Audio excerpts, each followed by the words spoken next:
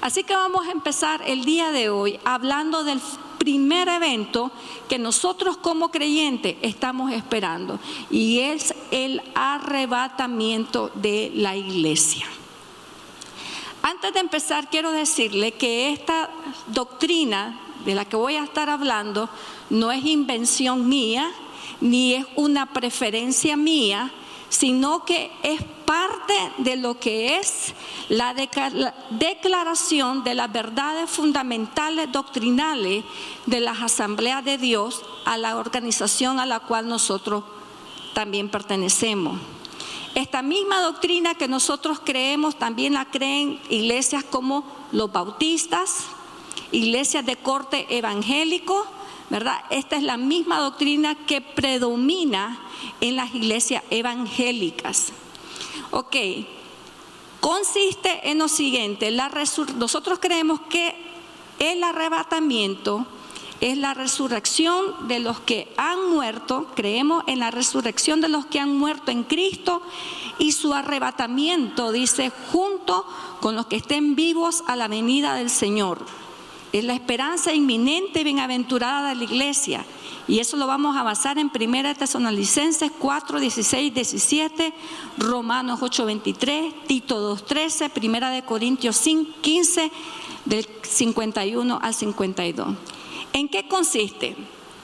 Vamos a leer en qué consiste. Dice: se conoce como el arrebatamiento o el rapto al momento en el cual Dios levantará a su iglesia y la sacará de la tierra. Los que hayan muerto en Cristo resucitarán, y los seguidores de Jesús que aún estén vivos serán quitados de la tierra. Desde ese instante la iglesia estará con Dios por la eternidad. A eso le llamamos nosotros el arrebatamiento de la iglesia. Ahora, si quiero que usted sepa, que existen en el cristianismo tres posiciones en cuanto al tiempo en que el arrebatamiento sucederá. Dentro de la iglesia cristiana hay tres posiciones. La primera es de que el arrebatamiento sucederá antes de que venga la gran tribulación o la tribulación. Otros creen que va a suceder a la mitad de la tribulación. Y hay una buena rama, especialmente de gente, por ejemplo, como los adventistas, que creen que el arrebatamiento sucederá al final de la gran tribulación, hasta el final. Nosotros como iglesia, Asamblea de Dios, creemos en la primera. Creemos en que este arrebatamiento será antes de que empiece la gran tribulación. Ahora vamos a ver algunas bases bíblicas donde la Biblia enseña que este evento es algo que debe la iglesia esperar. Vámonos a 1 Tesalonicenses, capítulo 4, versos 16 y 17. Dice de la siguiente manera: porque el Señor mismo, con voz de mando, con voz de arcángel y con trompeta de Dios, descenderá del cielo, y los muertos en Cristo resucitarán primero. Luego nosotros, los que vivimos, los que hayamos quedado, seremos, ¿qué dice? Arrebatados juntamente con ellos. ¿En dónde? En las nubes, para recibir al Señor. ¿En dónde? En el aire. Y así estaremos siempre con el Señor. Entonces aquí el apóstol Pablo, quien es el apóstol que más habla acerca del arrebatamiento, la revelación parece del rapto de la iglesia, fue dada principalmente a Pablo. Pablo, a través de todas sus cartas, él va hablando acerca de este evento. Y Pablo dice a los tesalonicenses de que vendrá un día donde se va a tocar primeramente una trompeta. Y dice que descenderá, dice, el Señor va a descender del cielo, pero no desciende, ¿verdad?, a la tierra, sino que desciende de lo que creemos que es el tercer cielo, donde Pablo estuvo y vio y escuchó cosas que no se le habían dado a otro hombre escuchar, y desciende a otro cielo donde dice, ¿qué pasará allí? Una reunión primeramente de la resurrección de los muertos en Cristo. ¿Quiénes son los muertos en Cristo?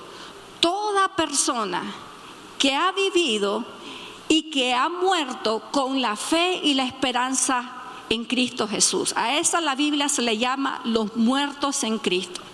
Entonces, muchos de ustedes tienen ya familiares que murieron en Cristo. Bueno, ¿qué va a pasar con ellos? La Biblia dice que son los primeros en la resurrección. Ellos van a resucitar. Y luego dice, nosotros los que vivimos, los que hayamos quedado, o sea, vamos, dice, a ser arrebatados juntamente con ellos. Pero mire la descripción del lugar hacia dónde vamos a ser arrebatados. Primeramente, ¿dónde es el lugar de reunión? No es en la tierra. Pablo la describe en las nubes. Dice, para recibir al Señor, ¿dónde? En el aire. ¿No le parece esto asombroso? Parece de película. Y dice, y así estaremos para siempre con el Señor. Luego de este arrebatamiento, la iglesia de Jesucristo por fin ve a Cristo cara a cara, y su permanencia con Cristo es eterna. Ya después de ese momento, el cristiano ya no solamente cree por fe en Cristo, sino que ahora ve a Cristo, al Señor en el que tanto creyó, en el que tanto esperó. Ya no es solamente algo de la imaginación o algo por fe. Ahora va a ser una realidad, y una realidad eterna. Jesucristo también, antes de irse, implantó en sus seguidores esta esperanza. Vámonos a Juan 14, del verso 1 al verso número 3. Y mire lo que dice así. Jesús, antes de irse, estaba hablando con sus discípulos y les habló diciendo, no se angustien. Esto quiere decir que la venida y la reunión de Cristo con su iglesia debe de traer gozo al corazón del creyente. Y dice, no se angustien, confíen en Dios y confíen también en mí. Y dice, en el hogar de mi Padre hay muchas viviendas. Si no fuera así, yo se los habría dicho a ustedes. Voy a prepararles un lugar, y si me voy y se los preparo, dice, vendré para llevármelos, ¿dónde? Conmigo, dice. Así ustedes estarán donde yo esté. Entonces, mire, aquí muchas cosas que el Señor dice en esa sola frase. Número 1, dice que Él iba al cielo a prepararnos, ¿qué? Morada. En la casa de mi Padre hay muchas moradas. ¿Dónde es la casa del Padre? ¿Es en la tierra?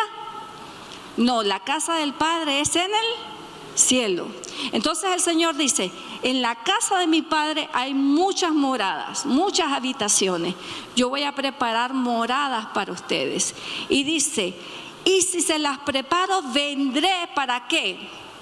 Para llevarlos conmigo. Aquí tenemos claridad del mensaje de que vendrá un día donde el pueblo de Dios estará con Jesucristo, no en la tierra, sino morando con Él en el cielo, dice. Así estarán ustedes donde yo esté. ¿Cuál es el propósito de este arrebatamiento que nosotros estamos esperando? Bueno, el propósito principal es para librar al pueblo de Dios de la ira de Dios sobre los hijos de desobediencia. Veamos lo que dice Apocalipsis capítulo número 3, verso 10. Dice, por cuanto has guardado la palabra de mi paciencia, yo también te guardaré de la hora de la prueba que ha de venir sobre el mundo entero para probar a los que moran sobre la tierra. La próxima semana vamos a ver la gran tribulación. Vamos a ver qué consiste esta hora de la prueba que vendrá sobre la humanidad. La Biblia dice que como nunca antes ha habido dolor en la tierra, habrá en el día de la ira del Señor. Van a ser días que dice La gente va a buscar la muerte. Va a buscar las peñas, se van a tirar porque van a desear la muerte, porque las cosas que han de venir sobre este mundo van a hacer que todo ser humano desee la muerte. Y lo vamos a ver de la próxima semana. Pero Dios ha preparado para su pueblo una salida de la hora de la prueba. En Apocalipsis 3:10, que es una carta dirigida a una de las iglesias y que representa también el trato de Dios con su iglesia universal a través de todos los tiempos, se mira aquí de que el Señor promete librar a la iglesia, promete librar a su pueblo de la hora de la prueba que ha de venir sobre el mundo entero. Entonces aquí tenemos el primer propósito. ¿Por qué vamos a ser arrebatados? Es para librarnos de la hora de la prueba que ha de venir sobre el mundo entero. Veamos qué dice también Primera de Tesalonicenses, capítulo 1, verso 10. Y dice así: y esperar de los cielos a su Hijo, el cual resucitó de los muertos, a Jesús, quien nos libra ¿de qué? De la ira venidera. Aquí una vez más vemos la palabra de Dios confirmando que es el plan de Dios librar al pueblo de Dios de lo que va a pasar en el mundo. Y miren, todo esto que nosotros vimos el año pasado y que todavía tenemos secuelas, lo que tenemos en la boca es parte de la secuela de lo que es una peste a nivel mundial. Eso no va a ser nada comparado con las cosas que van a pasar en la tierra el día que se desate la ira de Dios. Por eso el Señor tiene un plan para guardar a su iglesia. Ahora veamos lo que dice Primera de Tesalonicenses, capítulo 5, verso 9. Porque no nos ha puesto Dios, ¿para qué? Para ira, sino para alcanzar salvación por medio de nuestro Señor Jesucristo. Aquí vemos otra vez la voluntad de Dios. Dios no quiere que su pueblo experimente la ira de Dios. Déjeme decirle, hasta hoy lo que el mundo experimenta ha sido la misericordia de Dios. La Biblia dice: por la bondad del Señor no hemos sido consumidos, porque nunca se ha decaído su misericordia y su verdad. Hay muchas cosas que si pudiéramos decir que dependieran de la ira de Dios, hace mucho tiempo este mundo ya hubiera dejado de existir. Pero Dios lo que hace con el mundo es renovar sus misericordias cada mañana. Pero llegará el día en que, así como Dios es amor, también Dios es un Dios de justicia. Y Dios obrará en su ira, su justicia sobre la maldad del hombre en la tierra. Entonces, vamos a ver algunos ejemplos de cómo Dios procede con sus hijos, con su pueblo, cuando manda juicios a la tierra. Usted podrá recordar uno de los primeros juicios de Dios sobre la tierra, donde hubo prácticamente la aniquilación de toda la raza humana. Y esa fue el diluvio. ¿Usted se acuerda de eso? Que la maldad del hombre, ya imagínense, probablemente el hombre hasta ahí apenas tenía unos 2000 años tal vez de existencia en la tierra. Y sin embargo la maldad del hombre había colmado tanto la ira de Dios, que Dios dice: voy a poner un fin a esto. Pero cuando Dios decide mandar un juicio sobre la tierra, Dios siempre busca la manera de preservar a aquellas personas que lo aman, que le temen y que viven en rectitud porque le temen a su nombre. Entonces usted ve en uno de los primeros juicios de Dios universal, el primer juicio de Dios universal en toda la tierra, usted vio algo. Usted vio a Dios conservando a una familia, un solo hombre. Su nombre era Noé. Él era justo delante de Dios. Y la Biblia dice que por la justicia de Noé, también Dios tuvo misericordia de su esposo, de su esposa y también de sus hijos. Y logró entrar una familia entera. Y Dios conservó la vida humana por la fidelidad de Noé. De la misma manera, Dios hará con sus hijos que estemos vivos, ¿verdad? Porque no sabemos si seremos nosotros.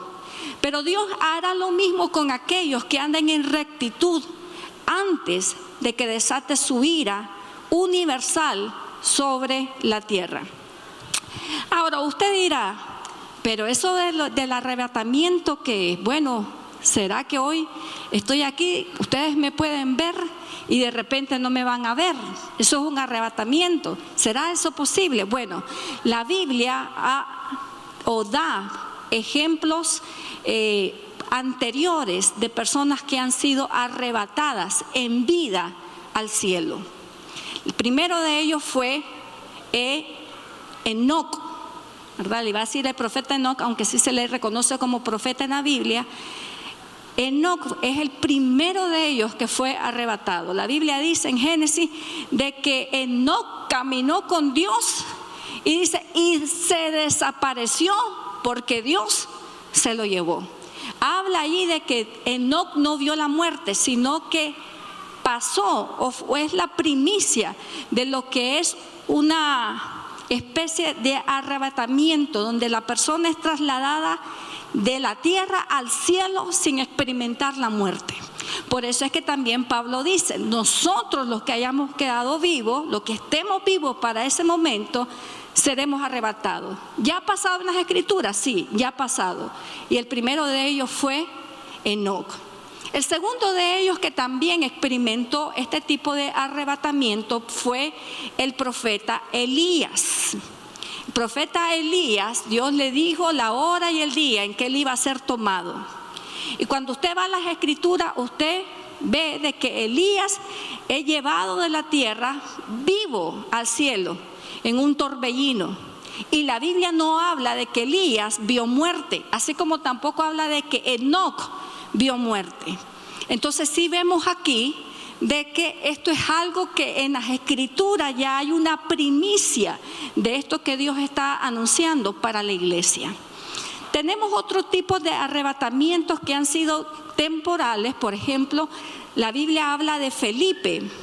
Tuvo una especie de arrebatamiento temporal, pero fue trasladado de un lugar a otro. Mientras hablaba con el eunuco, fue trasladado hacia otro lugar, y un arrebatamiento, o sea, parcial.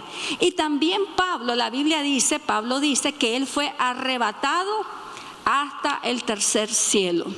Entonces son las muestras bíblicas que anteceden a que sí es posible que la iglesia también experimente un arrebatamiento repentino, un traslado repentino de la tierra hacia el cielo. Ahora, ¿cuándo va a suceder? ¿Cuándo sucederá? En esto tenemos que tener cuidado porque nadie puede decir ni el día ni la hora. Mire lo que dice Mateo, capítulo número 25, verso 13. Hablando de todas las profecías de los tiempos finales, Jesús dijo, velad pues, porque no sabéis el día ni la hora en que el Hijo del Hombre ha de venir. Esa es una de las razones por las que nuestra doctrina no se inclina a creer de que el arrebatamiento será a la mitad de la tribulación, ni tampoco al final de la tribulación, porque el arrebatamiento, su esencia es repentina y nadie la sabe. Mientras que si creyéramos que viene a la mitad, mucha gente decía, bueno, podría decir, ya han pasado tantas semanas, tal vez en este punto ya nos vamos a ser arrebatados. O por ejemplo, si la gente pasara la iglesia pasara por toda la tribulación, entonces pensaría, bueno, en cualquier momento, ya han pasado 7 años, ahora sí viene el rapto. Entonces, sin embargo, la esencia de la naturaleza del rapto dice de que nadie va a saber en qué día ni en qué hora va a suceder esto. Y cualquiera que le diga a usted, no, va a suceder en tal mes, en tal año, después de la fiesta tal, o después que la luna, no, está mintiendo. porque la naturaleza es que vendrá de manera repentina y nadie puede decir en qué momento será. Entonces, ¿por qué no ha sucedido? Aparentemente los primeros cristianos a los que Pablo también les predicaba vivían con esta expectativa, que ellos podrían ser la iglesia que tendría la vivencia de todas estas cosas que se estaban profetizando. Segunda de Pedro, capítulo número 3, verso 9, dice de la siguiente manera: el Señor dice, no retarda su promesa, según algunos la tienen por tardanza, sino que es paciente para con nosotros, no queriendo, que dice, que ninguno perezca, sino que todos procedan al arrepentimiento. Este pasaje está insertado dentro de se le llama una perícopa, lo que son una ristra de pasajes donde el apóstol Pedro está hablando acerca de los eventos finales, donde está hablando de que vienen tiempos donde la tierra y el cielo van a ser nuevos. Entonces Pedro dice, las cosas aún no han sucedido, no porque el Señor se tarde, sino porque Él es paciente, porque Él está esperando que todos, dice, se arrepientan, que procedan al arrepentimiento. Sin embargo, ¿verdad?, aunque esto es una realidad, ningún creyente puede vivir creyendo de que va a vivir y a morir y que en su generación el Señor no va a venir. Imagínense ustedes si los primeros cristianos creyeron que Cristo iba a venir, que no habían experimentado todas las señales antes del fin, porque aunque no sabemos el día y la hora, sí se dio señales que iban a suceder, guerra, rumores de guerra, terremotos en todas partes. Usted lo puede leer en Mateo capítulo número 24, son señales antes del fin. Y sin embargo la iglesia primitiva, a pesar de no tener esas señales, creían que ellos iban a ver a Cristo en su regreso, en su retorno. ¿Cuánto más ahora nosotros, que somos una generación que por años hemos venido viendo el cumplimiento de las señales que nos acercan al final de los tiempos? Pestes en todos lados, terremotos, dice, guerras, rumores de guerra, se casarán y se darán en casamiento, hablando acerca de todo tipo de libertad sexual que viene sobre el mundo. Entonces, ¿por qué no ha sucedido? Bueno, todavía Dios está siendo paciente y dando tiempo para que todos se arrepientan. ¿Qué va a suceder con las personas que seamos arrebatadas? Porque yo quiero ser arrebatada. Si el Señor viene, yo me quiero ir. Una vez yo le dije a mi esposo, recuerdo cuando éramos jovencitos los dos, él me decía, yo quisiera quedarme. ¿Cómo que te querés quedar? Sí, para predicar en esos tiempos en la tierra. Ay no, hasta ahí no me llega la bondad, ¿verdad? Yo me quiero ir con el Señor. Bueno, espero que él no se quede, ¿verdad? Que el Señor le conceda la petición de su corazón, porque la próxima semana usted va a saber por qué debemos de esperar la venida de Cristo y anhelarla. ¿Qué va a suceder con los que son arrebatados? Leamos primero, Primera de Corintios, capítulo número 15, versos 51 y 52. Dice, no todos moriremos, dice, pero todos seremos, ¿qué dice? Transformados ¿en qué? En un instante. ¿Qué quiere decir? Que usted no va a entrar al cielo como es usted en este momento, carne y sangre. La Biblia dice que al cielo no entra ni carne ni sangre.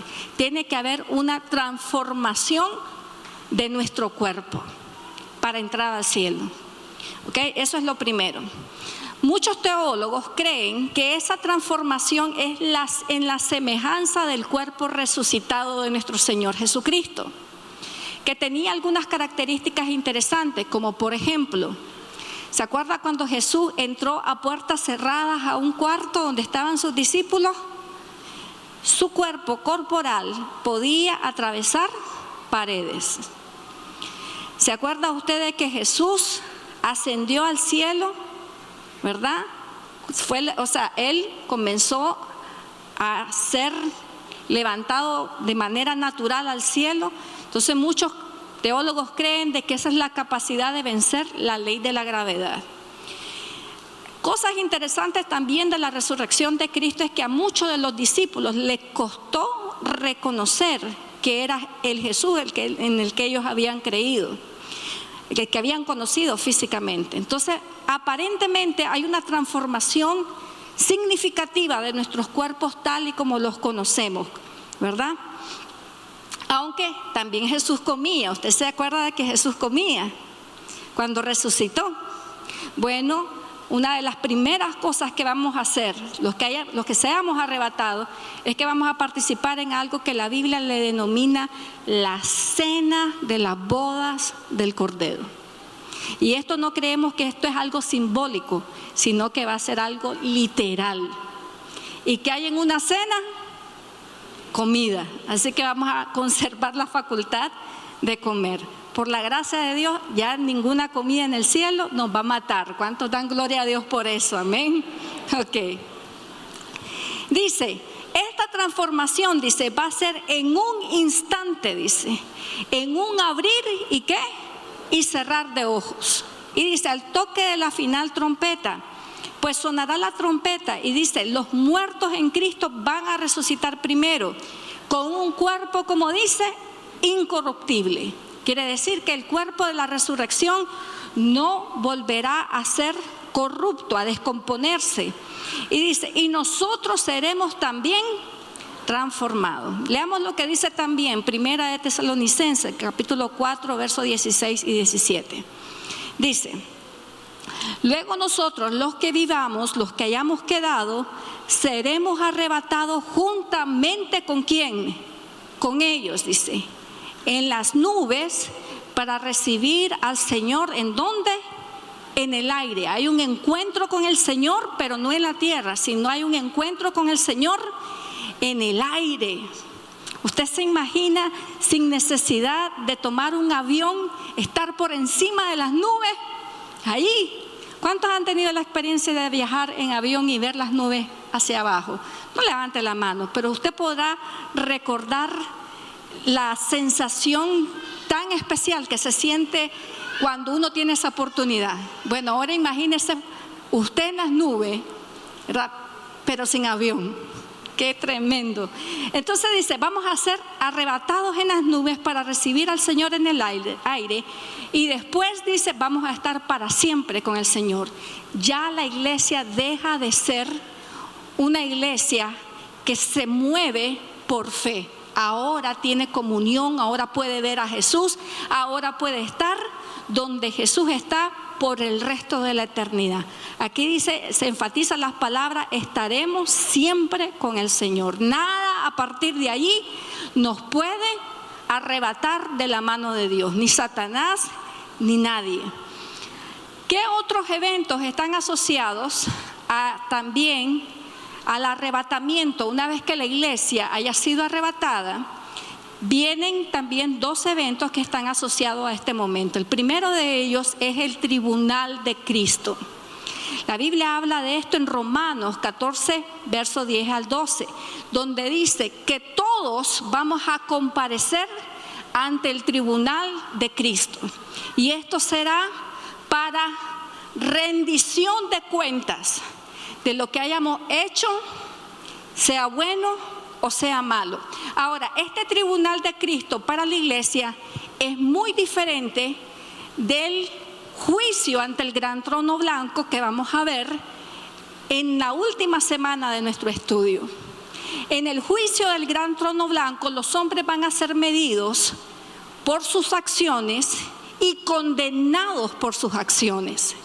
Sin embargo, en el tribunal de Cristo, la iglesia también pasará por un examen donde Dios va a medir nuestras obras y recompensarnos según hayamos hecho. Ahora, este tribunal no es para condenación.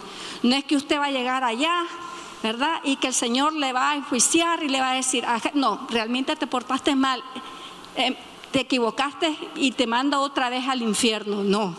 Una vez que usted se ha ido con Cristo y está en el tribunal de Cristo, lo que le espera en ese tribunal es el reconocimiento de su sacrificio, de su amor, de la perseverancia de su fe, de las veces que usted evangelizó, que puso de su parte para que otra persona conociera el regalo de la salvación. Todas esas obras van a ser recompensadas en ese tribunal. Y la segunda, también el segundo evento que está asociado con la gran tribulación es la cena de la boda del Cordero. Esto usted lo puede leer en Apocalipsis, capítulo número 19, verso 9, donde dice, bienaventurados, que ¿se acuerda usted de lo que significaba la palabra bienaventurados? Felices, felices, felices. Dice, los que son llamados a la cena de la boda del Cordero. Es un evento donde Cristo hace oficial su compromiso eterno con su iglesia, la que Él compró con su sangre. Es una fiesta, es un evento. Es interesante, a mí me estaba poniendo a pensar cómo Dios usa la figura del matrimonio para ejemplificar su amor por la iglesia y lo que sucederá en el día del mayor gozo del cielo, cuando la iglesia se reúna con Él, la importancia del matrimonio. ¿Cómo podemos hacer entonces para prepararnos para este evento? El Señor no quiere que este evento lo tome a usted de una manera donde usted no está preparado. Y mire que Dios ha dado tiempo para que nos preparemos. Pero ¿cómo podemos prepararnos? Número uno, teniendo a Jesucristo en nuestro corazón como nuestro Señor y Salvador. Pero también las Escrituras hablan de que no todos los creyentes estarán preparados para la venida de Cristo. Las Escrituras hablan de que muchas personas que creen en Jesús estarán dormidas y no estarán velando y no entrarán en las bodas del Cordero. Por eso vamos a ver en Lucas capítulo número 18, verso 8, que Dios espera que su iglesia espere con fe su venida. Mire, a medida que ha pasado los años, yo he sido cristiana evangélica desde los 6 años de edad. Yo tengo 41 años de estar en la iglesia. Quiero decirle mi apreciación sobre este tema. Cuando yo era niña, cuando un pastor se paraba a hablar acerca de la venida de Cristo, todo el mundo se emocionaba. Todo el mundo decía, ¡ay, sí, Cristo viene! Y nos movíamos, pero con ferocidad a la evangelización, porque Cristo venía. A medida que han pasado los años, he visto un fenómeno en estos 40 años. Cada vez más y más, el tema de que Cristo viene y que viene a arrebatar a su pueblo es menos apreciado y esperado por la misma iglesia del Señor. Y puedo ver en parte cumplir aquello que la Biblia enseñó cuando Jesús enseñó de las 10 vírgenes, que dicen las Escrituras de que 5 estaban dormidas y 5 estaban velando. Y luego en Mateo 24, cuando dice, estarán 2 mujeres en el campo, uno será tomado, otro será llevado. Estarán 2 en una cama, la una será dejada, el otro será dejado. Pareciera hablar de una proporción del 50-50. Y hoy en día yo puedo dar testimonio por la simple observación que muchas veces se hace en el pueblo de Dios, que un gran porcentaje del pueblo de Dios no está esperando la venida de Cristo, ni el arrebatamiento, ni piensa. Es más, ni siquiera quiere que pase. Ni siquiera quiere que pase. No tienen fe en esto. Hay una gran rama de la iglesia de Jesucristo que prefiere pensar que van a pasar por la tribulación. Y yo digo, ¿cómo puede traer eso consolación al corazón del creyente? Cuando Pablo hablaba del arrebatamiento de la iglesia, decía, digan estas palabras, enseñen esto para que sus corazones sean consolados. Y hay gente hoy en día que los consuela más la idea de que van a pasar por la gran tribulación. No quieren saber de arrebatamiento. Entonces, número 1, tenemos que tener fe. Y dice, pero cuando venga el Hijo del Hombre hallará fe en la tierra. ¿Dónde está su fe como hijo de Dios, como creyente del pueblo de Dios en relación a este tema? ¿Se está usted preparando? ¿Cree de que usted va a ser arrebatado? Lo segundo que manda el Señor a hacer a la iglesia es a vigilar. Mire lo que dice Mateo, capítulo número 25, verso 13. Dice así: velad pues, porque no sabéis el día ni la hora en que el Hijo del Hombre ha de venir. Este velad es una espera consciente de nuestra vida y de nuestro andar en la vida de la venida de Cristo. Mire, nunca se va a comparar un cristiano que espera la venida de Cristo con un cristiano que no lo espera. Y le voy a decir qué pasa en la psicología y en el actuar de la persona que no espera la venida de Cristo. Se relaja en su santidad. Dice, no, todavía tarda, como decían las 10 vírgenes, las 5 vírgenes insensatas. Todavía tarda, no importa. Y comienza a relajarse y no se santifica y no toma decisiones para santificarse delante del Señor. Así vive el que no espera al Señor, creyendo que va a vivir un día más en la tierra y que puede hacer lo que quiera y que no puede venir ese día de repente sobre ellos. Mientras que la persona que espera al Señor, su cristianismo es muy diferente. Busca andar en santidad, para empezar. Segundo, puede ver que pasan cosas en la tierra y no pierde la fe, ni la esperanza, el gozo, porque dice, aquí puede pasar de todo, pero yo tengo una promesa, y la promesa es de que Cristo viene por mí, y que Cristo me va a sacar de este mundo, y que ha preparado morada. Es diferente lo que pasa en el alma de la persona que espera la venida de Cristo, aún cuando no lo espera. El que no está esperando a Cristo se relaja en su fe, se relaja en la santidad, mientras que el que lo espera busca cómo santificarse y tiene una esperanza gloriosa y no se aferra a nada de este mundo, porque dice, a mí me espera algo mejor.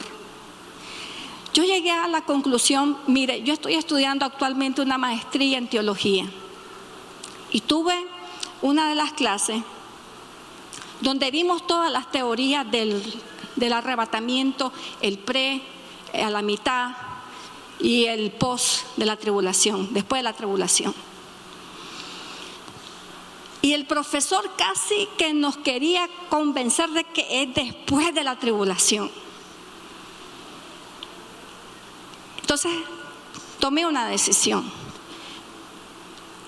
Digamos que es después de la tribulación. Aún así yo lo voy a esperar antes de la tribulación. ¿Sabe por qué? Porque esperar a Cristo por estos 40 años, sin que haya venido todavía, ha transformado mi cristianismo. Yo no sería ni cerca de comprometida con Dios como lo estoy en este momento de mi vida, si por más de 40 años no estuviera esperando esta promesa. Y me dice el profesor de repente, ¿y qué tal? Me dice, si no viene, no importa. De todos modos, haberlo esperado me hizo bien. Me hizo bien. Y déjeme decirle, si usted espera a Cristo, usted no pierde nada, lo gana todo. ¿Cuántos dicen amén a eso? Amén. Usted lo va a ganar todo.